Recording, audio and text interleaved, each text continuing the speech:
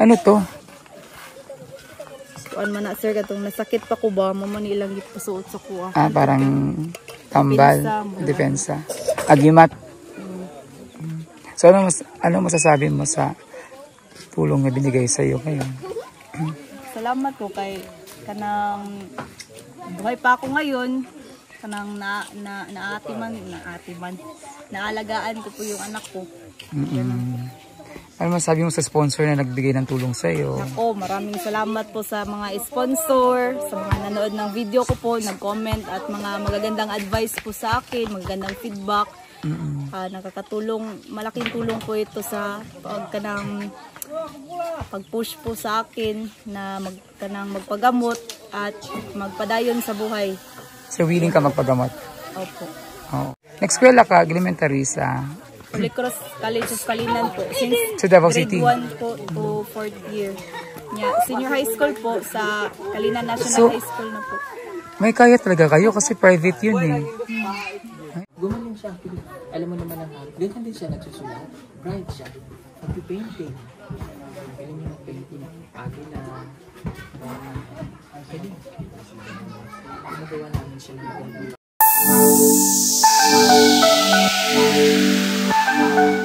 Mga kabaya, mga kalakotsera. Sa madami yung madamdami na kotsera at welcome back kami dito ngayon sa Davao. Ay, di pala. Mindanao. Mindanao, Agusan pala to. So, dito kami ngayon sa Mindanao. Pasensya na, medyo malat pa rin ang boses ko. At ang kaming apat ay nandito. Si Sir Paul, si Peter Paul at si Ider. Dito kami ngayon sa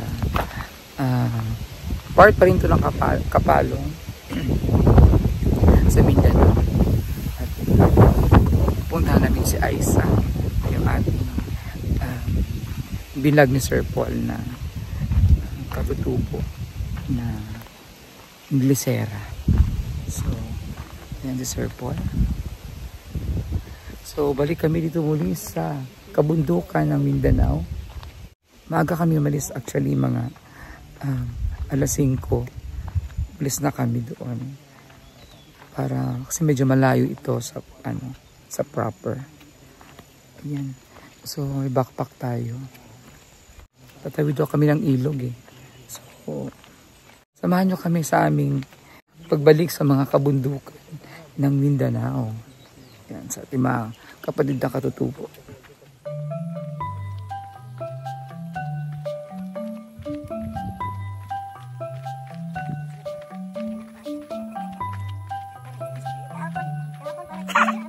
Abogad. Estudyante. Sombrero pa.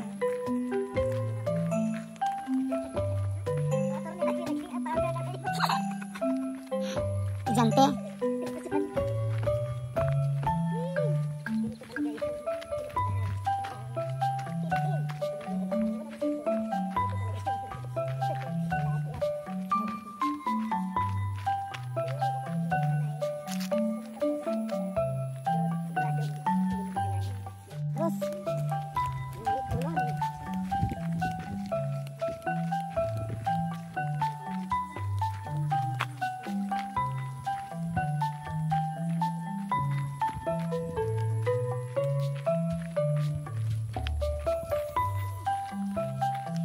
Dali motor.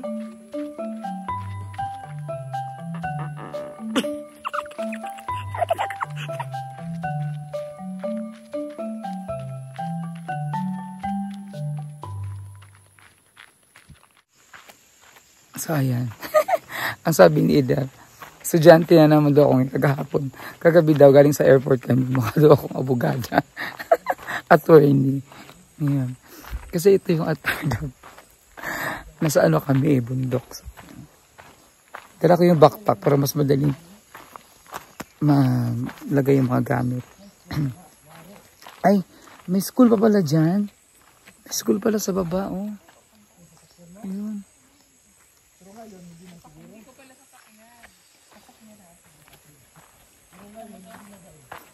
Kamote, daming kamote.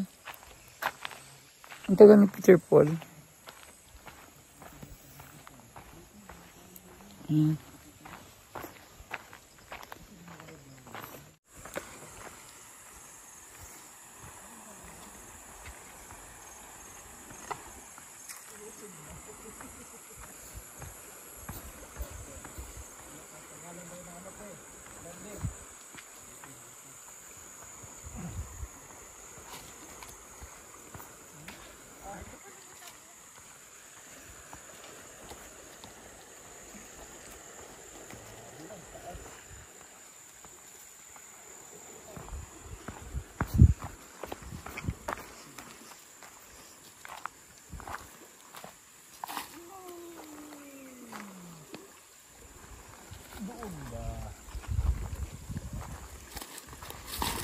Uy, makatama kayo.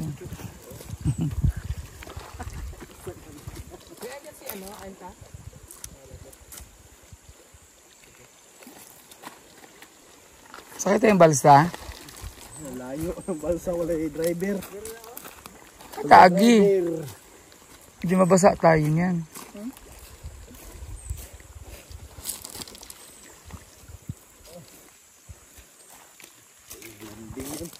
Kasi the driver ng balsa. May kabaw eh. Kabaw, may driver na. Saan na tatawid? Doon, no? Dito. Itaas mo yung pantalon mo. Nako. Mabasa yan. Itaas mo ba? Barin mo muna. Parang hindi ka sanay. Maiksi kasi yan, skinny. Skinny to eh. Pasaan naman tika? Mabasaan naman yun. Babahon kiti ka. Yung tsinelas ko ano to eh. Babahon kiti ka no. Matumba pa ta. Matumba kagaan mo, 20 kilos, sarang ka. Di ka matabok, adire ka. So dito tayo ngayon sa ilog kung saan si Aisa ay nagpapaligo ng mga aso. So nakikita natin na si Aisa ay mapagmahal din sa aso, sa mga alaga niya, sa pililiguan niya yung aso ng kanyang amo. So talagang tinanggalan pa niya ng mga pulgas. Tinatanggalan niya ng mga kuto yung aso. So dito siya namin naabutan, nagpapaligo ng mga aso. Ganda ng ilog nila. Ang lino. Pwede maligo. Sir Paul.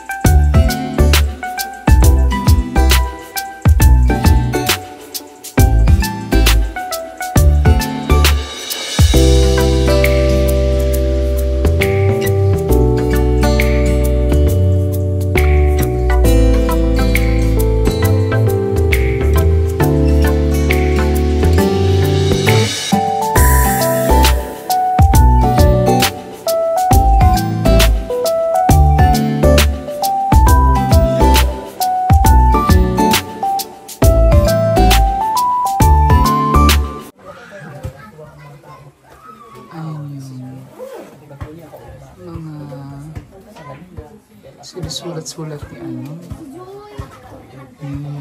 Aisa. So makikita mo talaga siya, parang ini-express niya sarili niya through this.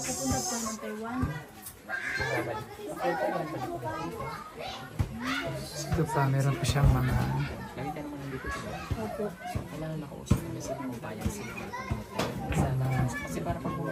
luchi plan. Tinitingnan siya ito. Tinitingnan siya pag walang ulam. Ito yung ano niya. Pangarap niyang handa sa anak niya. Ito, may families. May families. Para sa pagkain ng kapamilya niya. Tapos recipes, main menu, may ganyan siya. Tapos ito yung favorite niya dyan. Egg pie. So dito drawing niya para titingnan niya pag wala siyang ulam. Ito yung anak ni ano, ni Aiza. Hindi po pwede mag-ano dyan, sir. I can make the bad guys big for a weekend. Music is life. Silence is the best answer.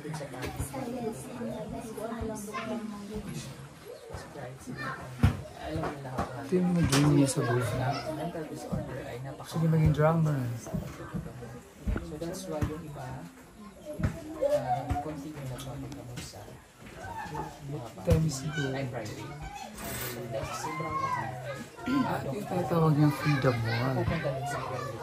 So doon sa That's freedom wall. Sino i-express lahat? kung sige yan, Ayan, isa pa sa po. kasi hindi niya siya pumayag na ipagamot niya. Gumaling siya. Alam mo naman ang harap. Ganyan din siya nagsusulat. Bright siya. Magpipainting. Galing niya mag-painting. Agila. Pwede. Nagawa namin siya ng magandang bahay. Dati nakakatakot. Old house. Nakakatakot as in. May multong lalabas na yun. Tapos, nagawa namin ng magandang bahay. Pagkakrento. Baka meron siya nga sir, baka ng ano sir, tinatawag na ka na paboritong kanta. Yung ginagawa ko, Tigas ang ulo niya. favorite movie niya. Ayun na.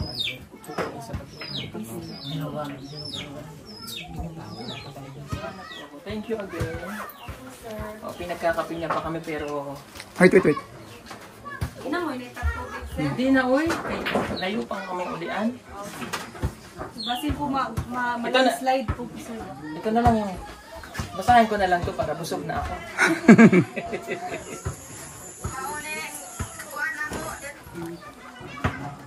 Gusto ka Jollibee? Gusto yung Jollibee?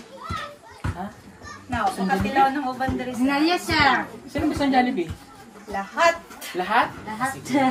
Balik me. Lahat ng Dala kami Jollibee ha? Okay? Dito kami dadali niya yung Jollibee. Gusto mo dalhin ko sa Jollibee dito? Balik kami, dala kong Jollibee ha? Mga bata. Dagang bata dito. Dagan, sir. Taga? Kinunod pag-ati man siya, sir, kanto yung akuhan na nag-eskwela sa Katalan, na nakaundang siya, wala naka-eskwela ba kayo nag-ati man siya, lola o mama. Sige lang, daan na lang mo. Hindi na lang. Anyway, let's go. Kumain. Inamoy na itan sir, maulaw mo ito oy. Ikaw sir, ay basin mo landslide ba? Wala, maulay. Slide. Ang drone, pareho pa rin ko papalatin. Baka may nakalimutan. Ano to? Kuan man na sir katong nasakit pa ko ba mo man ilang gipasuot sa kuha. Parang tambal, depensa. Agimat. So ano masasabi mo sa tulong na binigay sa iyo ngayon? Salamat po kay kanang buhay pa ako ngayon. Kanang naalagaan ko po yung anak ko. Ano masasabi mo sa sponsor na nagbigay ng tulong sa iyo? Ako, maraming salamat po sa mga sponsor, sa mga nanood ng video ko po, nag-comment at mga magagandang advice po sa akin, magagandang feedback.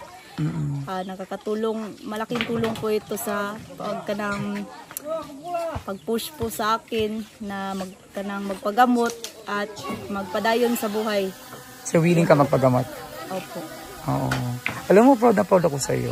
Salamat. Kasi andun yung ano mo yung willingness mo na tsaka natanggap mo kung ano nangyari sa iyo, tapos willing ka na willing ka na gumaling.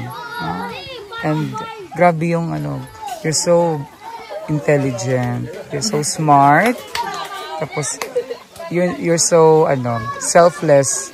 Iniisip mo yung ibang tao kaysa sa iyo, no? Iniisip mo yung mga tao dito, tsaka yung anak mo. Patuloy mo yan. And thank you for serving as an inspiration to other people. Mag-ingat kayo dito. Salamat po. Balik lang po kayo. Nag-center ka pala. Ang galing mo, So, dugay ka dito sa Davao? Nagpuyo? Sa Tagum na, sir. Sa Tagum dito. Trabaho na po. Nag-eskwela ka, elementary sa Holy Cross College of Kalinan po. Since sa Davao grade City. 1 po to 4th year. Senior high school po sa Kalinan National So, High School na po. May kaya talaga kayo kasi private yun eh. Ngayon, buhay pa yung papa mo nun. Namatay na sir. O, buhay pa yung papa mo nun, mag-aaral ka doon. Opo. So, asa yung mama mo ngayon? Bisita lang po siya. Nasa pagsabangan lang po. Sa Tagum? Opo. Yung mga kapatid mo nandun din? Lahat po sila. Ako lang po nandito. Dito po ko na-assign. Sige, ano ka dito. Mag-ingat ka. At sana makasama ka namin sa SPMC. Ha? Okay. Bye-bye. Bye-bye. Ayan, tapos na kami doon. Galing na kami kina Aisa. Pauwi na ang team. Kaya yung balsa, day. Ha? Ito ka namin ng balsa. Kasakay naman mo kay Eder ngayon. Day, sa Lansulis yan, day. Ha? Gusto mo, day, mag-airplane? Sakay na naman mo kay Eder ngayon. Balog. Nancy, Miro. Pag ang tunog nito ay plok. Pero pag ang tunog nito, Pag tunog ay ibig sabihin ng plok, ibig sabihin ito, may matatai sa daan. Pag sinabi namang ganun lang, ibig sabihin nun, inabot na siya sa daan. Okay? Ngit. Hindi. Pakinggan nyo ha. Pag plok, tatay sa daan. Nawala na. Inutot ko na. Aabutin sa daan. Ready? 1, 2, 3. Wala parang lusot, day. Ay, tatay sa daan. Ayun, oh. Meron na. Asa? Ang dumi lang yan. Meron na. Kulay dilaw. Ew. Tapos magpababaw pa din. Tapos magpababaw pa ka. Baka nagsisinungaling lang yung kalikasan. Ulitin natin. Plok talaga.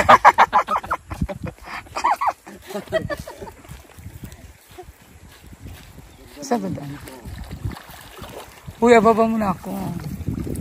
Wow, yung Magbababa muna ako. yung attorney natin, kailangan natin itong kargahin. Ang kanta para sa kanila. Ano yun? Okay, Eder. Kasi yung tsinelas ko kasi, ano siya, hindi siya pwedeng basain kasi foam. Pag binasa ko yan, babaho siya. Tapos magtulo-tulo sa sasakyan. Tutulo siya. So, kasi kumain ka ng imbaw. Pagkat kinain mo yun kagabi. Kumain ng imbaw eh. Ganyan talaga. Imbaw, taas ang uric. Mataas kasi yung uric ng imbaw, yung seashell. Kanina nanginginig na ako. Kaya sumakit na yung mga niya, kalamnan niya. Kasi imbaw yan, day. Makain ka pa ng lansones, day. Kanina. Tapos yung uric mo? Tapos yung lansones pa. Ay, mata. Masusunda. Baka gutom yan. Ano na yan, day? Yung mga yung papuntang senior. Gutom na yan, day. Talaga pa. Papuntang senior na ta. Nanginig din ako, day. Nanginig din? Dito. Mga papuntang senior yan. Nanginig sa gutom. Ano talaga siya ba?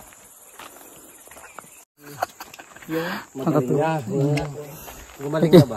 Magkinikwento si Tapos, Peter Paul. nag-drawing ng pinto sa pader yung doktor. Sabi ng doktor, o sige, kung sino mo una makalabas dyan sa pinto na yan, ay palalayain ko na, sabi ng doktor. Tapos, Grabe, unahan sila, papunta doon sa pinto.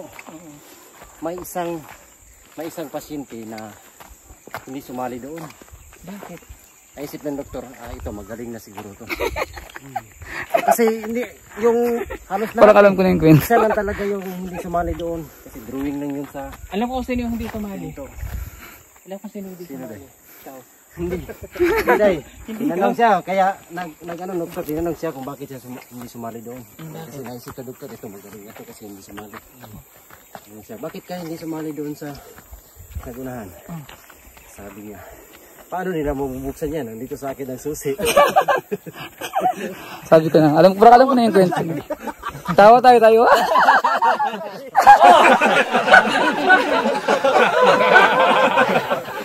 Alam ko lang yung kwento. Ang tarik pa na. Kala niya magaling. Hindi pa rin pala. Lalabas na yan kasi magaling na. Pag tinutanong, ano to? Mata. Ano to? Taas. Ilong. Ano to? Ba? Wala. Ulian na di ay. Pag sinabi nga, ano to lahat? Sabi niya, lubot. Siya, awa, balik ka. Balik.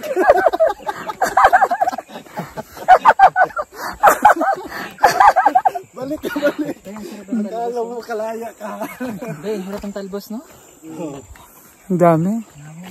Ang daming talbos, oh. Hindi, no? Kamote. Ang taas.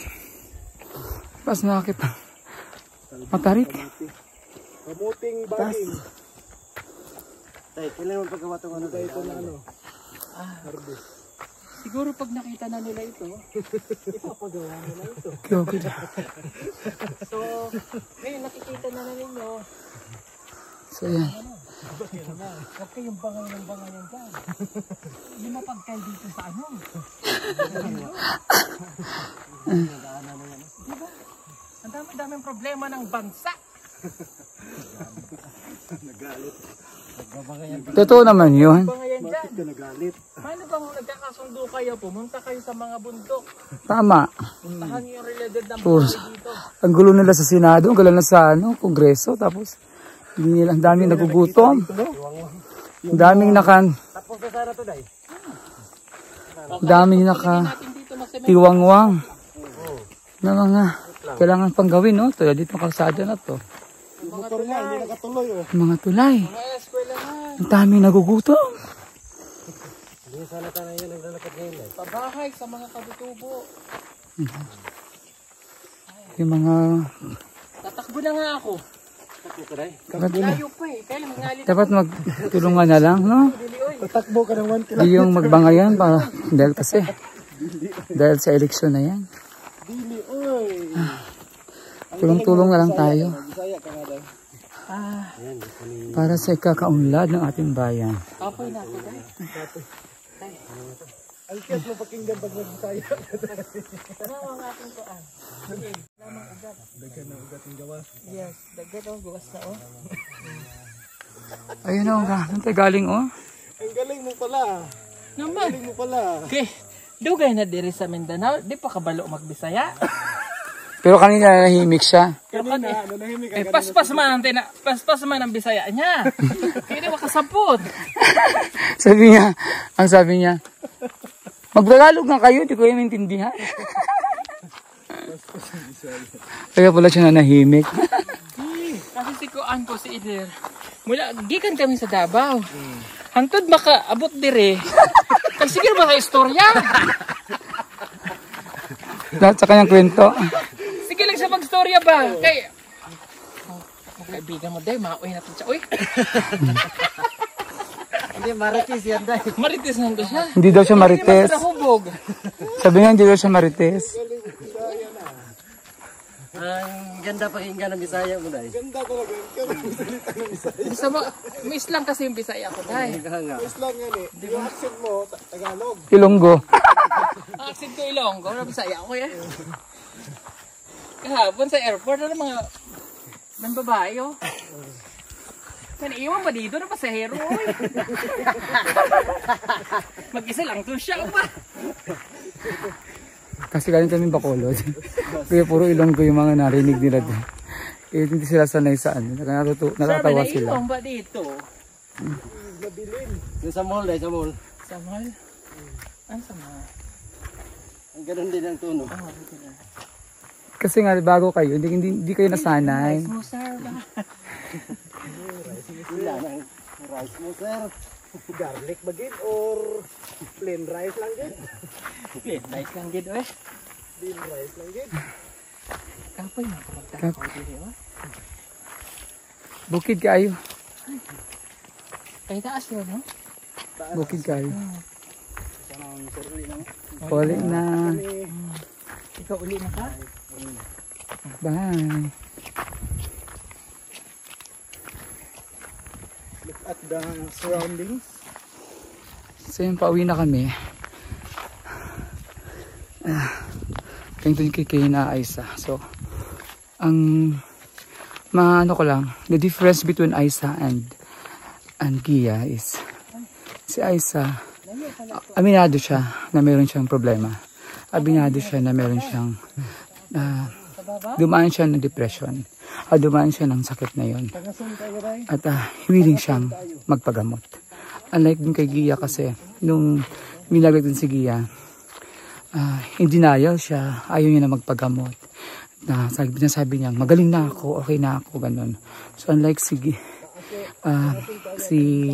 Aiza, willing siya magpagamot and gusto niyang totally gumaling siya.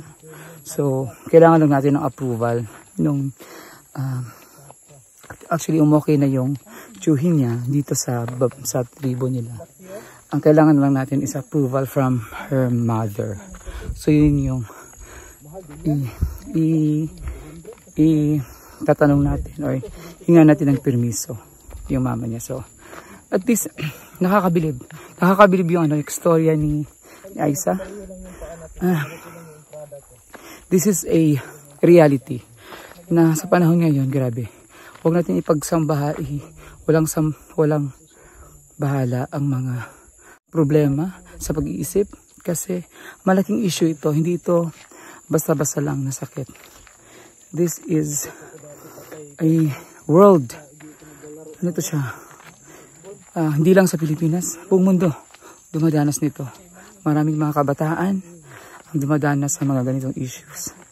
At kailangan tutukan ng ating gobyerno, tutukan ng ating pamilya. Kung mayroong isa sa inyong pamilya ang mayroong dumadanas ng ganitong issue sa buhay or pagsubok sa buhay, kailangan tutukan nyo buong pamilya. Kailangan ng support. Suportahan nyo ang kanilang paggagamot, ang kanilang paggaling. Kasi kailangan talaga support ng pamilya. Hindi pwedeng siya lang. Kasi it will fail pag siya lang mismo. Kailangan din supportan ng kanyang sa mga taong nakapaligid sa kanya at sa kanyang pamilya. That's a pinakamalaking factor sa paggaling niya, ang pagsuporta ng kanyang pamilya. So maganda yung storya ni Aiza kasi nakikita ko sa kay Aiza, she's very intelligent. Meron siyang napaka-selfless niya. Hindi selfish ha, selfless. Kasi yung mission niya, yung vision niya sa buhay, hindi lang para sa sarili niya, kundi para sa kanyang mga katribo, sa kanyang mga taong nagkapaligid sa kanya, na tumutulong sa kanya. So, doon ako natuwa sa kanya. Very siya. Meron siyang tinitingnang future na hindi lang para sa sarili niya. So, yun. Ang ating, sa akin, kasi first time ko na-meet si Aiza. Ngayon, yun yung natutunan ko sa life niya. Na, aside dun sa kanyang problema, sa kanyang mental health issue, personally, nakikita mo yung kailangan yung willingness mo sa pagpapagaling, pag-accept mo kung ano nangyari sa buhay mo at ang yung gusto mong baguhin, anong gusto mong i-improve sa sarili mo. So thank you sa mga sponsors na tumutulong kay Aiza at sa mga taong nagdadasal, sumusuporta kay Aiza sa kanyang paggaling. And kay Sir Paul, most especially. Kasi nakita ni Sir Paul si Aiza at naging tulay ito para matulungan siya. Okay, so that's it for our vlog for today. And thank you for watching. Please like, share, and subscribe. Madam Yula. And have a great day. Medyo makulimlim. Ulan-ulan. So, bye!